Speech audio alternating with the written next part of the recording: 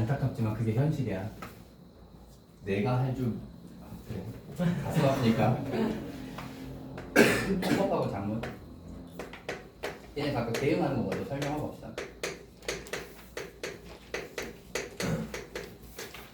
이거 꼭 기억해놔야 돼. 가장 기본적인 틀을 기억해놔야 예외적인 것들까지 적용을 할 수 있기 때문에 여기서 설명하는 합법하고 장문을 고등학교 2학년 기준으로 1에서 3번, 8에서 10번 1에서 3번, 8에서 10번 얘는 통상적으로 문단 개수가 어떻게 나와?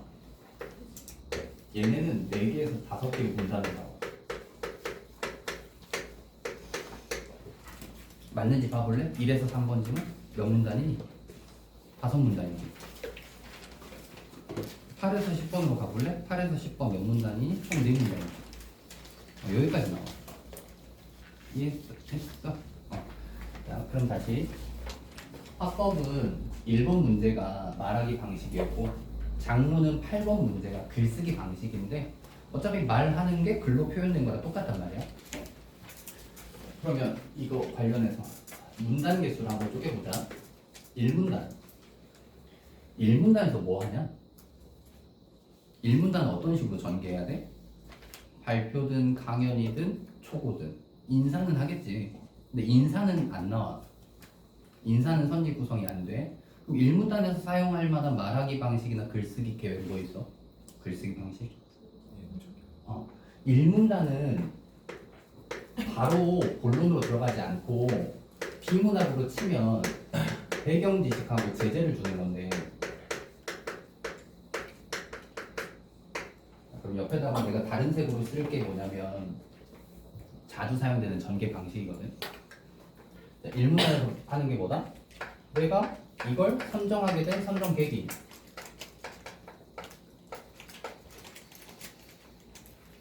자, 선정 계기. 그리고 또 1문단에서 뭐 할 만한 뭐 있니?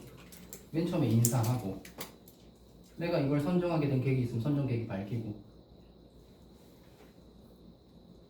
제재와 관련해서 내가 이 발표를 어떠한 순서에 맞춰서 진행할 건지 발표 순서를 알려줄 수 있지. 발표 순서 또는 그래서 전개할 내용의 순서. 이게 1문단에서 자주 사용되는 말하기 방식이자 글쓰기 방식. 그 다음 그럼 2문단부터는 본론인데 2문단부터 본론. 이 본론에서 자주 사용되는 말하기 방식이나 글쓰기 방식 뭐 있을까?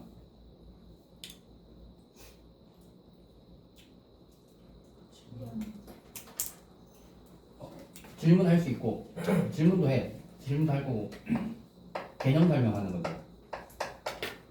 물론 이 개념 설명은 1문단에서 나오기도 합니다. 제재랑 관련해서 이 제재 개념을 알려주기도 해. 개념. 단 개념을 할 때는 요것도 같이 찾아주면 좋아. 예시를 들어주는지. 예를 든다 그러면 당연히 항상 뭐 어떤 효과가 있어? 읽는 사람 또는 듣는 사람의 이해를 돕는 거. 예시. 그리고 비교나 비교할 수 있지. 제재가 여기 있는 철수라고 치자. 이 철수가 고등학교 3학년인데 키가 190이야. 190 너무 극단적인가? 철수가 고등학교 3학년인데 키가 180이야. 그러면 흔히 180이면 그렇게 크지도 작지도 않은 괜찮은 키? 큰 건가? 180이 큰 거야? 이런 거 올라가면 큰일 나는 거지. 180은 큰 거야. 자, 얘를 잘못 들었는데 그러면 175짜리 철수가 있다고 치자. 175짜리 철수가 있는데 그냥 철수만 딱 두면 얘 키가 큰 건지 작은 건지 특징을 드러내기 좀 쉽지 않아. 그럼 이제 175짜리 철수를 설명하기 위해서 190짜리 애들을 데려다 놓는 거야. 농구부 애들을. 농구부 애들을 데려다 놓고 철수를 주면 얘는 작아 보이잖아. 상대로 작아 보이는. 그럼 얘의 특징이 부각되는 거지. 또는 반대로 175짜리 철수인데 키가 작은 애들을 데려다 줘요. 150, 160짜리 애들. 150, 160짜리 속에 같이 서 있는 철수는 175지만 훨씬 더 큰 특징이 부각되는 거잖아. 제재를 드러내기 위해서 제재의 특성을 부각하기 위해서 비교 대조할 수 있단 말이에요. 비교 대조. 그 다음에 좀 너희가 얘기하던데 질문의 형식을 사용하는 거지. 단 이 질문을 할 때 갑자기 이제 색깔을 하나 바꿨는데 이 색깔 바꿔서 쓰는 거는 화법 파트에만 적용되는 거야.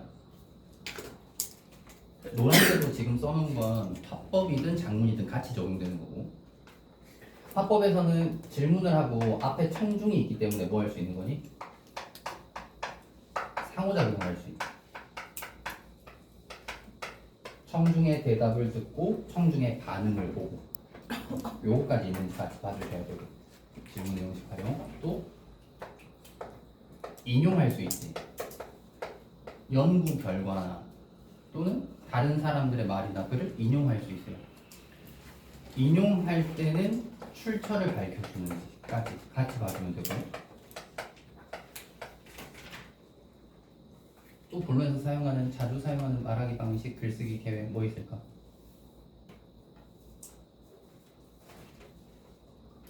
시간 순서에 따른 과정, 변화, 과정이나 순서를 볼 수도 있고,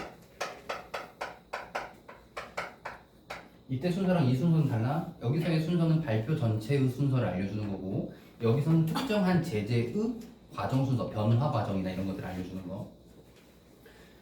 이 정도 기억해 놓으시고 문제를 풀거나 할 때 또는 오답 정리할 때 이거 말고 또 다른 내용들이 사용되는데 내가 그걸 놓치는 것들이 있더라. 그럼 추가적으로 정리해서 기억해 놓으시면 돼요. 자주 사용되는 말하기 방식, 글쓰기 방식. 그 다음 마지막 문단인데,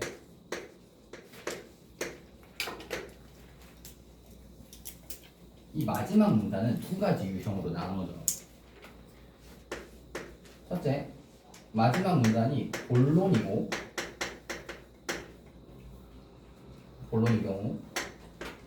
둘째, 마지막 문단이 본론이 아닌 경우가 있어. 마지막 문단이 본론인 경우는 당연히 그거에서도 사용하는 말하기 방식, 글쓰기 방식들이 요거는 같겠지. 같을 거야. 자, 본론이면 본론하고 나서 얘가 제재와 관련한, 발표와 관련한 의의를 주거든.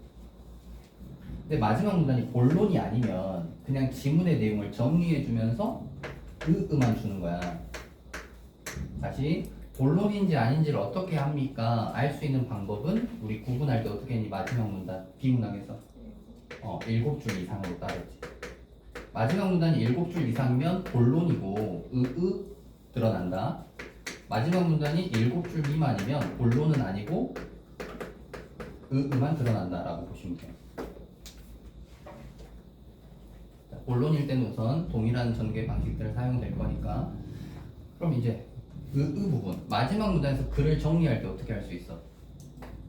요약해 줄 수 있지, 간략하게. 그리고 원래 비문학은 의의 나오면서 한계가 제시될 수 있지만 화법하고 작문에선 한계를 주는 경우는 극히 드물기 때문에 한계는 따로 안 쓰고, 내가 이 발표를 했으니 또는 이 내용을 너희한테 알려주니 너희가 일상생활에서 이런 것들을 해봤으면 좋겠다. 추가 와요.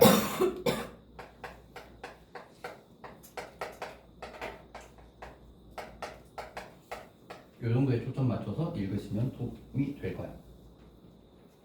하나 더 이제 다 했으니까 다시 좀 얘기했던 거야. 화법 파트. 화법 파트에서는 뭐 또 등장할 수 있냐면, 화법은 준 언어와 비언어적 표현이 등장하기도 합니다.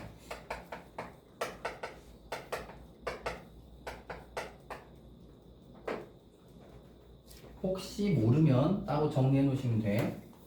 원래 언어적 표현이라는 게 있고 준 언어적 표현이 있고 그 다음에 비언어적 표현이 있어. 화법 파트야. 언어적 표현이라 그러면 말을 하는 거지. 준 언어적 표현이라는 건 언어적 표현에 준한다. 아마 중학교 때 뭐로 많이 배웠을 거냐면 반 언어적 표현을 많이 배웠을 거야. 수반된다. 그래서 언어적 표현에 수반되는 거, 말할 때 따라오는 건데 목소리의 크기, 말의 빠르기 같은 거. 내가 갑자기 어떤 특정한 부분에서 천천히 읽으면서 또박또박 말하는데 강조하고 싶은 거지. 말의 빠르기. 비언어적, 언어적 표현이 아닐 비자. 그래서 몸짓, 표정인데 적절한 준언어와 비언어적 표현은 적절한 준언어, 비언어적 표현은 언어적 표현을 강조해 주는 거거든요. 적절하면. 그러니까 상황 맥락에서 맞기만 하면 항상 언어적 표현을 강조해 줍니다. 여기까지 하나 이제 팁만 드리면 이거야. 준언어, 비언어는 항상 괄호 속에 나와. 일반 서술된 부분은 없고.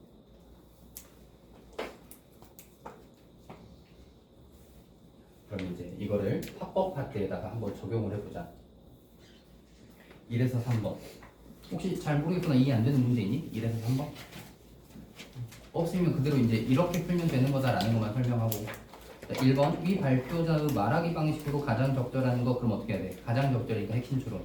읽다가 자주 사용되는 말하기 방식 나왔다? 그럼 그대로 선집한다. 읽으면서 바로바로 판단.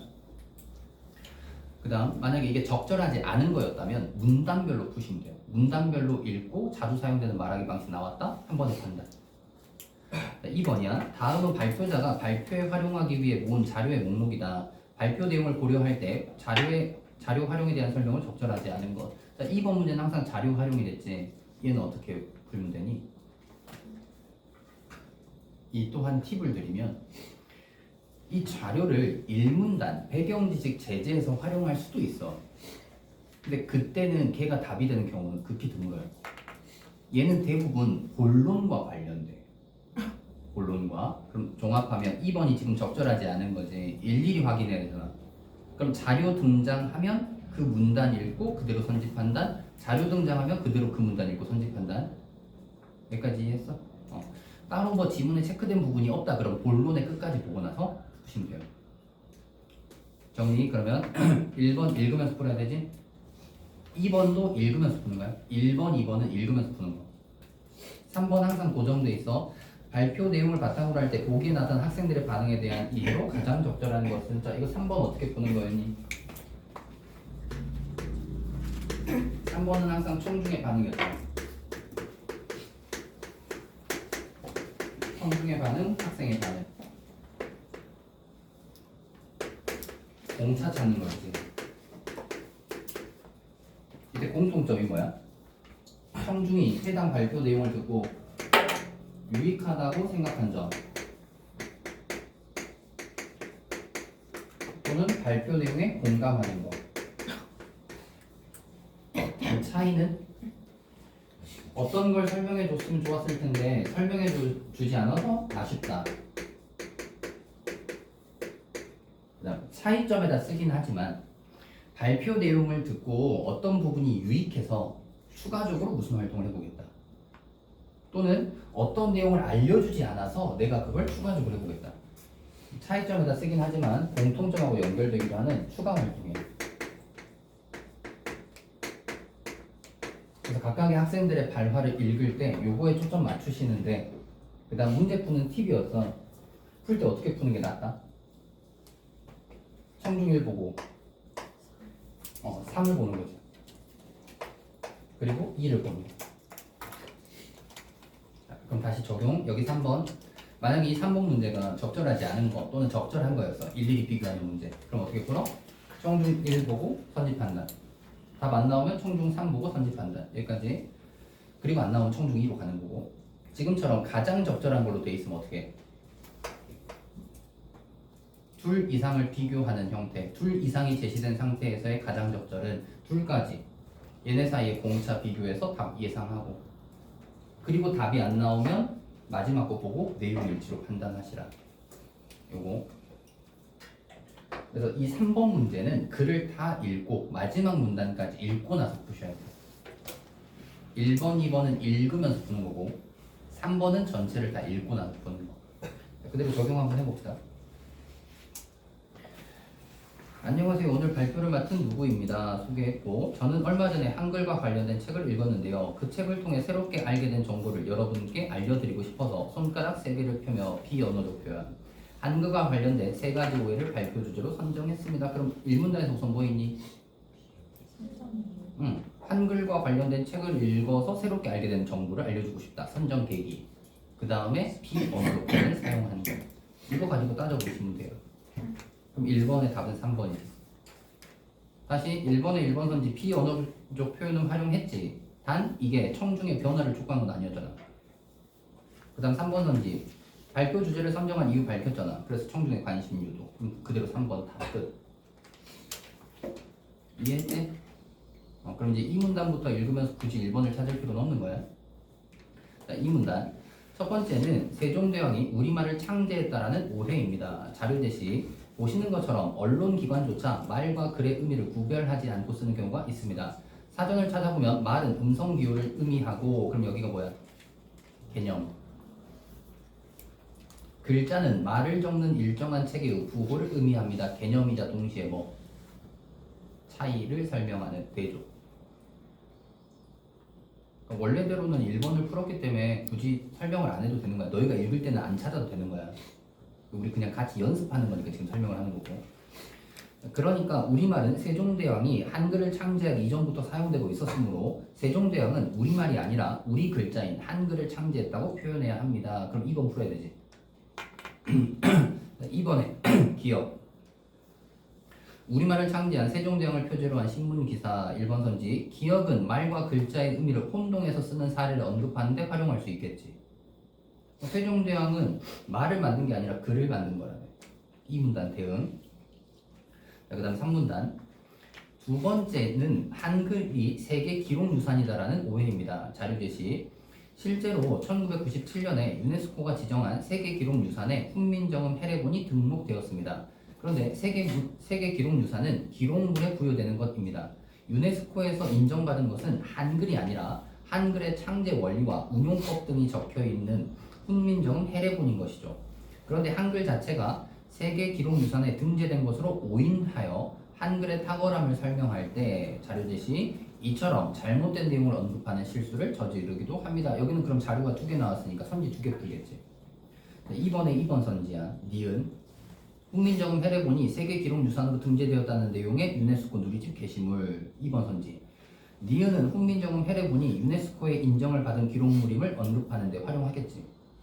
자, 그 다음에 디귿 한글 창제 원리와 운용법의 우수성을 언급한 논문. 3번 선지.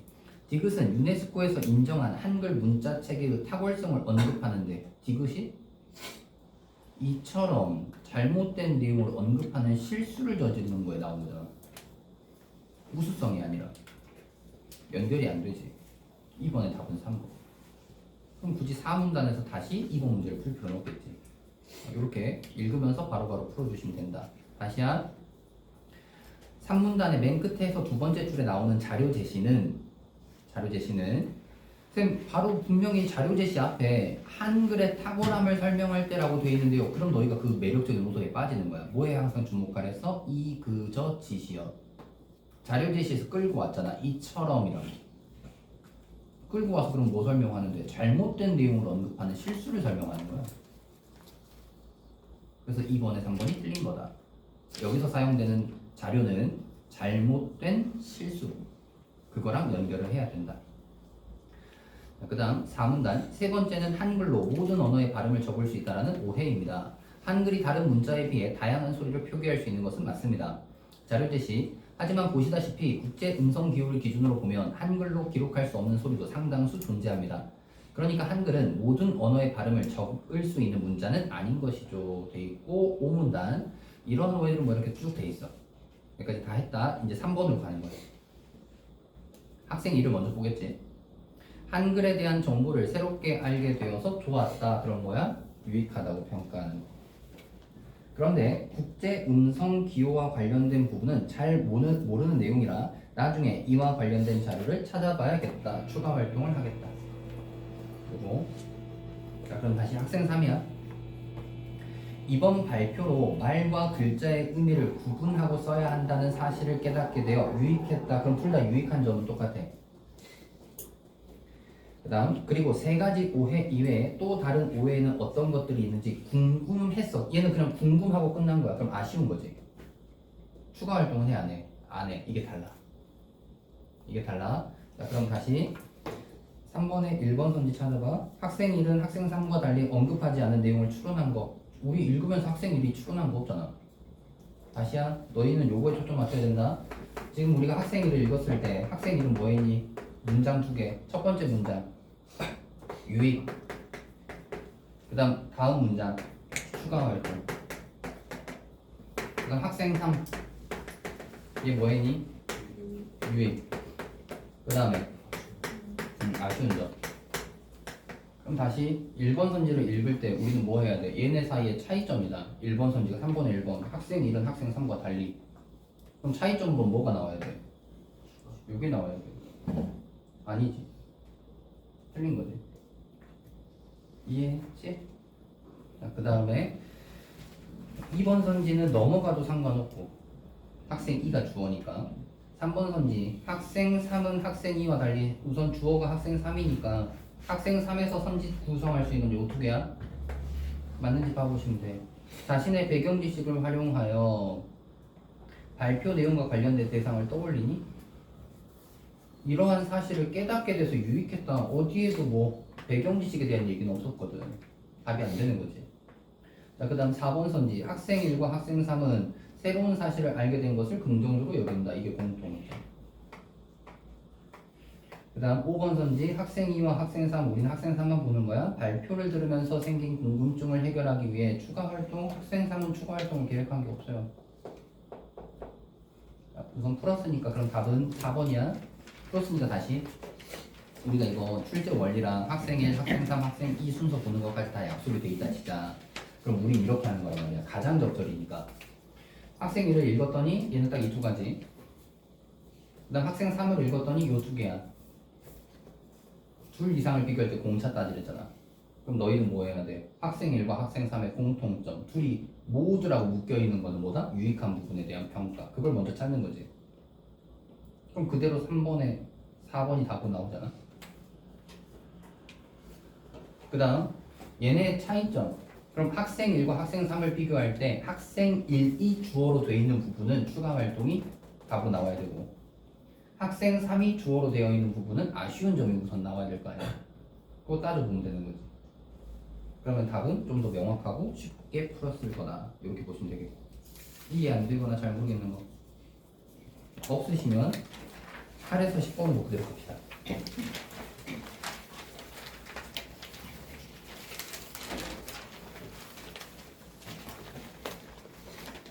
8에서 10번. 다음은 작문 상황과 이를 바탕으로 작성한 학생의 초고이다. 물으면 답하시오. 그래서 이렇게 된단 말이야. 화법은 딱 두 개가 나와요. 발표 또는 강연.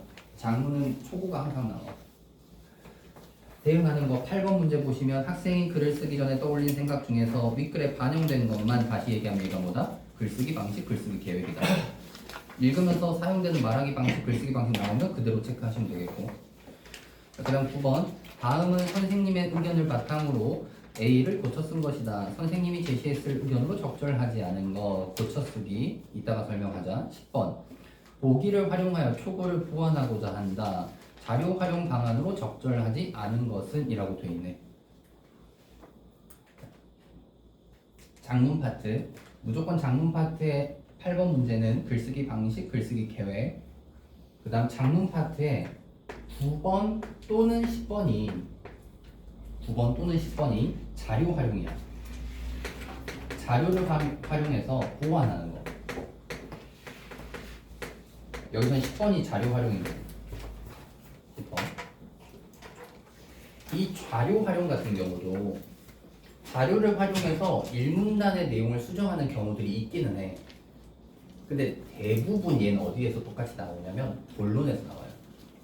뭐에 대응하니? 화법에 2번 문제에 대응하는 거예요. 본론에서 활용한 자료. 본론을 수정하기 위해 활용하는 자료. 그럼 얘 2번 풀듯이 똑같이 풀면 되지. 본론의 문단별로 보고 그대로 끊어서 판단. 본론의 문단별로 보고 그대로 끊어서 판단. 여기까지 이해했어? 그 다음에 이것 또한 하나의 팁을 드리면 얘가 자료가 적으면 기억, 니은, 디귿해서 3개고 자료가 많으면 5개까지 나오긴 하는데 통상적으로 3개에서 4개가 나와요. 기억, 니은, 디귿 3개 또는 기억-1, 기억-2, 니은, 디귿 아니면 기억, 니은, 디귿-1, 디귿-2 이렇게 자료가 3개에서 4개가 나와. 여기까지 이해했어? 실제 여기 뭐 나와? 기억-1, 기억-2, 니은, 디귿 나오잖아. 얘도 풀 때 이렇게 좀 적용을 해보시면 좋아. 기억 먼저 보고 디귿 보고 니은을 보는 형태. 다시 여기 지금 10번 문제는 보기를 활용하여 초고를 보완하고자 한다. 자료 활용 방안으로 적절하지 않은 것은 이라고 돼 있으니까 보기는 얘를 먼저 보고 선지 판단하고 얘 보고 선지 판단하고 그리고 답이 안 나오면 니은에서 다시 선지 판단하는 거. 이렇게 풀면 얘 85%, 80에서 85%가 여기서 답이 나오거든. 얘도 80에서 85%가 여기서 답이 나와. 전체 100문제 중에 80에서 85문제를 훨씬 더 빨리 풀 수 있단 말이야. 이렇게 적용하시는 게 낫다. 자, 그러면 다시 지금까지 했던 거 10번 자료 활용을 다시 한번 정리해보자. 자료 활용 딱 지문 읽어요. 어디까지 읽고 와서 풀 거야? 본론 한 문단 한 문단. 이 문단 읽고 풀겠지.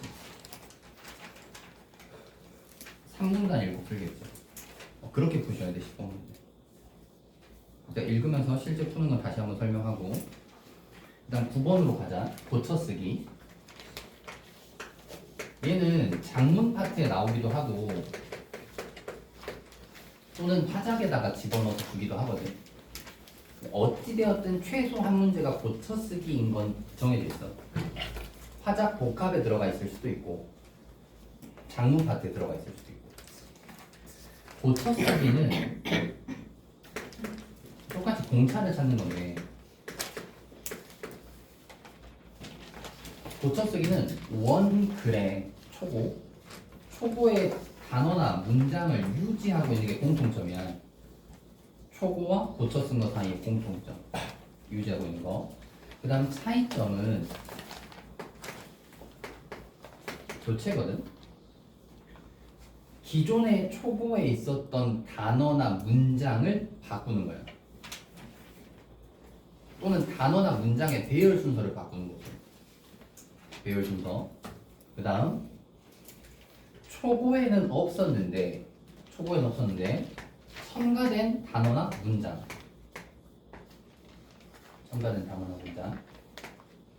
그 다음 초고에 있었는데 수정하면서 없어진 탈락한 단어나 탈락한 문장. 그럼 고쳐쓰기 파트가 내용 일치로 나와 있다고 쳐. 그럼 내용 일치면 당연히 유지하고 있는 거 그대로 볼 거고 교체, 첨가, 탈락하고 있는 거 다 일일이 비교하겠지. 근데 핵심 추론이라고 생각해보자. 가장 적절. 그럼 너희한테는 뭘 문제로 낼 거야? 출제 의도가 고쳐쓰기인데 같은 거 내겠어? 달라진 거 내겠어? 달라진 거. 내용 일치라고도 생각해보자. 내용 일치면 당연히 유지하고 있는 선지도 구성하겠지만 대부분 답의 근거가 되는 포인트는 어디겠어? 달라진 거. 그래서 고쳐쓰기는 여기에 좀 더 주목해서 읽으셔야 돼요. 자, 그럼 실제 풀 때 어떻게 풀면 되냐면 원래 초고가 있고 그걸 수정한 게 있는데 그럼 저는 초고를 다 읽고 나서 수정한 거 전체를 읽으면 됩니까? 9번에다 봐봐. 9번이 뭐였어? 다음은 선생님의 의견을 바탕으로 A를 고쳐 쓴 거라며. 그럼 A를 전체를 다 읽고 나서 9번에 보기처럼 생긴 거 전체를 다 읽으면 됩니까? 아니, 그렇게 풀면 안 돼. 고쳐 쓰기는 무조건 문장 단위로 끊어서 푸셔야 돼요.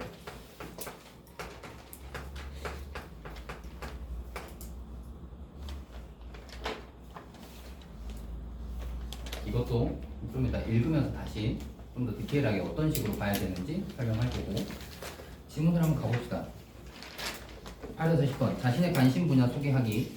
관심 분야에 대한 자신의 생각을 드러내는 거래. 당신은 반려동물을 키워본 경험이 있는가? 그런 거니? 질문.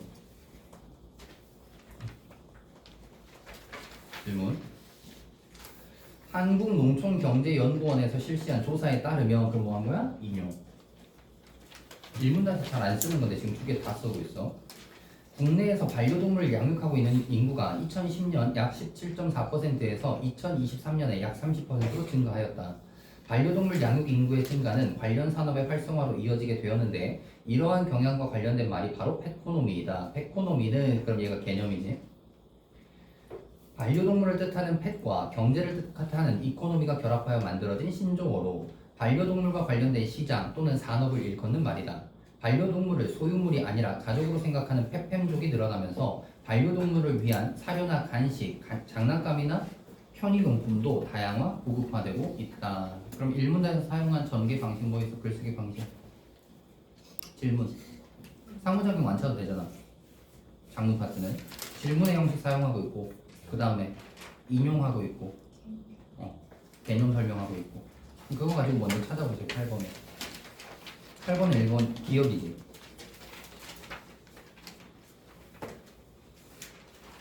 그리고 또 다른 거 있어? 인용이나 질문 없지? 그럼 1문단에서 기억 하나 찾은 거야? 자, 2문단으로 갑시다. 실제로 반려동물 용품 매장을 방문해 보니 요즘은 저렴한 대용량 사료보다 고가의 기능성 사료나 수제 간식이 인기가 더 많다고 한다. 또한 페코노미는 서비스업 분야에까지 확장되고 있다. 미용실, 동물병원은 물론이고 반려동물 유치원이나 행동교정센터 등의 교육시설, 보호자와 반려동물이 함께 여가를 즐길 수 있는 카페나 숙박업소, 반려동물 전용 장례식장도 생겨나고 있다. 이러한 추세로 볼 때 페코노미는 앞으로도 꾸준한 성장이 예상된다. 뭐 찾을 거 뭐 있니? 여기다 안 쓰긴 했는데 혹시 놓친 사람 있으면 써놓으시면 돼요. 뭐였어? 열거. 예시로 봐도 되고. 지금 예시로 볼 수 있는 거 뭡니까? 1문단 끝에가 제재 아니야. 1문단 마지막 문장이 제재잖아. 1문단 마지막 문장이 뭐였는지 페팸족. 그래서 뭐 한다? 간식, 사료, 간식, 장난감 같은 편의용품이 다양화 고급화되고 있다며. 이 다양화 고급화된 편의용품이 뭔 거야?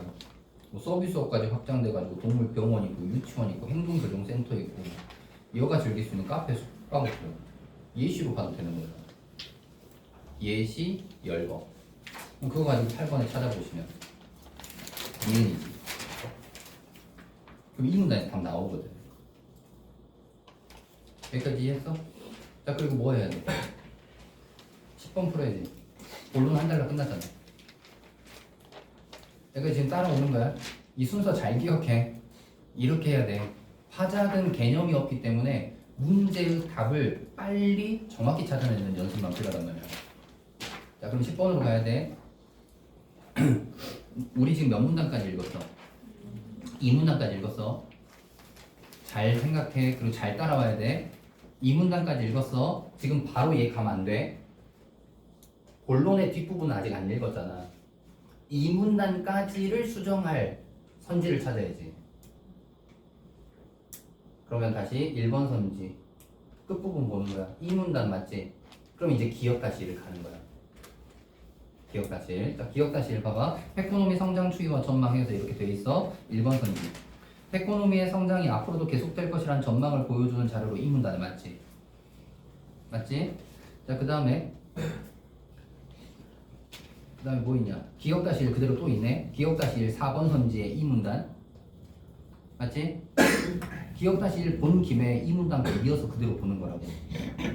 4번 선지야. 페코노미의 성장으로 반려동물을 더 잘 돌볼 수 있는 환경이 조성된 만큼 양육 포기를 예방하는 정책도 필요하다는 점을 뒷받침하는 자료. 양육 포기가 어디 나와? 이 문단에? 이 문단에 양육 포기는 전혀 관련이 안 돼요. 한 개의 문단은 하나의 소주제를 갖고 있어야 되잖아.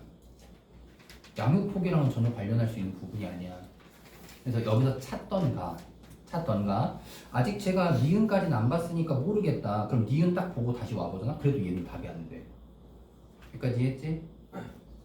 자, 그럼 이제 다른 푸는 방법 얘기하는 거야. 좀 전에 이거 그 2번 문제 설명할 때 다른 푸는 방법 뭐 있었니? 본론 전체 보고 나서 한 번에 풀어도 된다 그랬었잖아.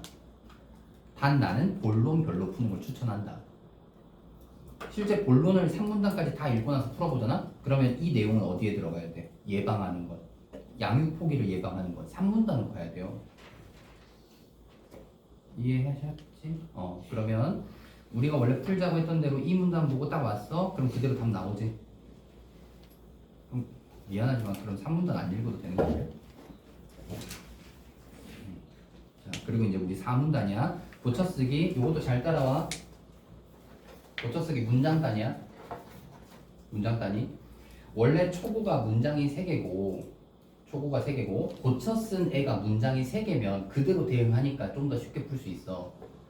근데 초고의 문장 개수가 예를 들어 3개인데 고쳐 쓴 거의 문장 개수가 4개처럼 안 맞아버리면 따라오는 걸 놓치는 케이스들이 있어. 그래서 잘 따라오라고 얘기하는 거야. 초고를 먼저 봐야 돼.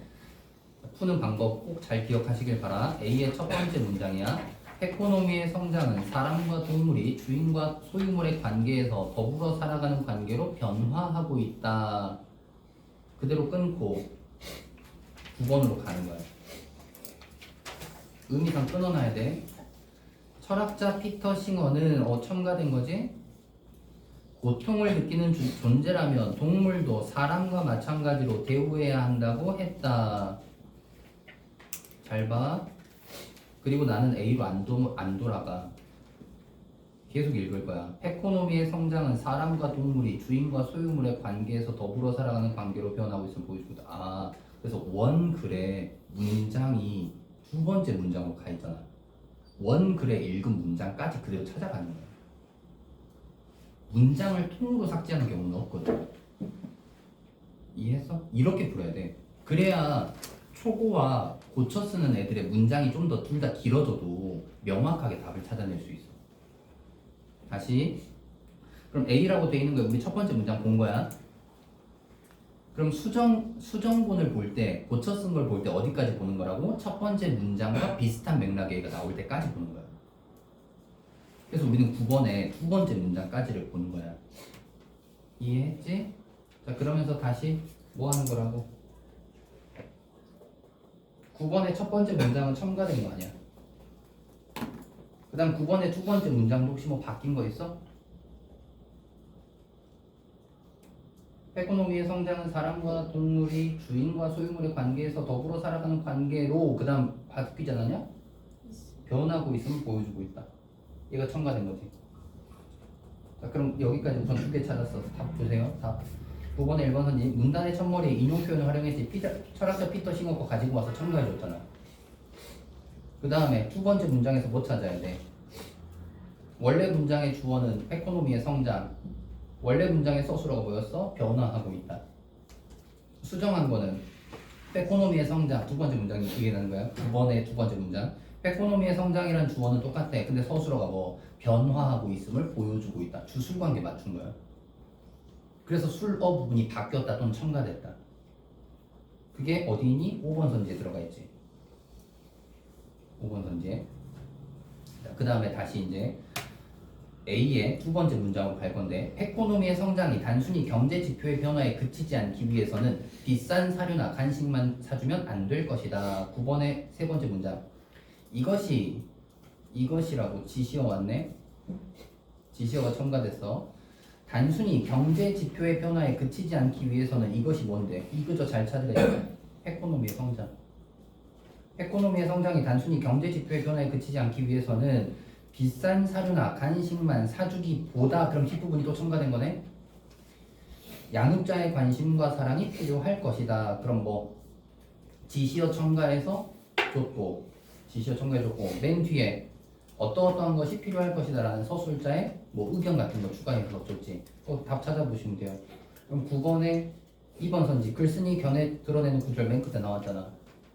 그 다음 9번에 3번 불필요하게 의미가 중복되는 거 삭제한 거 있니? 삭제한 건 없어요 이 글에.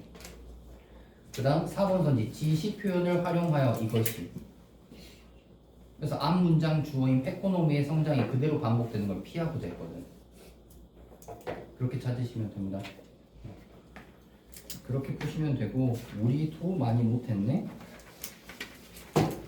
내일 4에서 7번까지 할 거고 C 먼저 할 거거든. 혹시 오답점이 안 된, 4에서 7번까지 하고 문법 할 건데, 시간이 된다면 문법 해놓고 C를 할 거라 오전 C까지 오답점 해가지고 보시면 수고하셨고 내일 뵙자요.